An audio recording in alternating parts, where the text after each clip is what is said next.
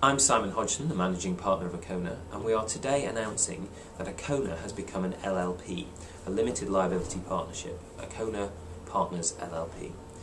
This LLP is taking on all of the previous business that was being done by Acona Limited, so the limited company is becoming an LLP acquired by 6 of the current senior partners working in the business. This short video tells you a little bit more about why we're doing it and how it will affect our customers and the staff. So the big message is change but no change. This kind of depends on who you are. For the 6 partners who are buying the business, this is a very exciting time. It's very exciting for us to feel a sense of ownership for the company that we haven't had before. It's very exciting for us to be able to shape the company in a way that we haven't before.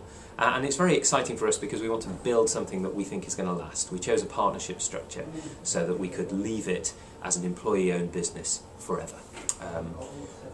But for everybody else, there's virtually no change. So for the people working in the business, they keep the same terms and conditions. We keep exactly the same team of people, talented, bright people. We keep the same offices, we keep the same name. All of our terms and conditions change, and most importantly, for the customers, for the clients of the business, nothing changes at all. We have the same people providing the same service in the same way as we always have done. So it's change on the one side, but no change on the other. So today there are 6 equity partners in the business: me, Jacqui Boardman, Peter de Graaf, Richard Whitehouse, Glynn and Neil Everett, and 13 other members of staff in the business who all retain their titles of senior partner, partner or junior partner, because that's reflecting the employee ownership ethos that we've always had in Acona, and something that we always intend to continue. So why are we doing it? Well, really, this has just been a gradual growing apart. We've spent 9 years as part of the Acona Group in Norway, Acona Limited being the UK subsidiary of that group. The Acona Group in Norway has gone off in one direction, we've gone off in another. The oil and gas business over there is very buoyant, and more of what they do is focused on delivering services to that sector. We, these days, do nothing but corporate responsibility or sustainable development advice. So that's what we provide for our customers in the FTSE 100, the FTSE 250, and increasingly large international companies. So really, we have little in common with Norway, and it became time for the ways to part, and so we are taking the business and buying it out and setting it up independently. It's very amicable. We're going to continue to work with them, but we both sides recognised that it was time for the 2 businesses to go their own way. Why did we choose an LLP? Well, for 2 reasons. One, we wanted something that was clearly owned by the people in the business. We're strong believers in the idea of employee ownership and companies being owned by the people that work in them.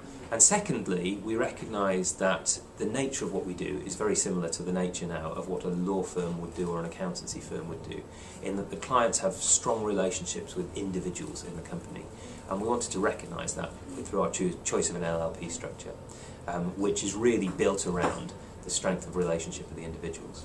It's also very scalable. It gives us a chance to bring in new partners, grow the business at our own rate. We're not dependent on external shareholders. So we think that the structure was just right for us, and we're very excited about being an LLP into the future.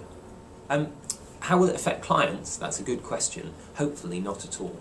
It's exactly the same people, delivering exactly the same services in exactly the same way from exactly the same location. There are a couple of minor changes. We need a new bank account and such like, but really, as far as our clients are concerned, nothing should change at all.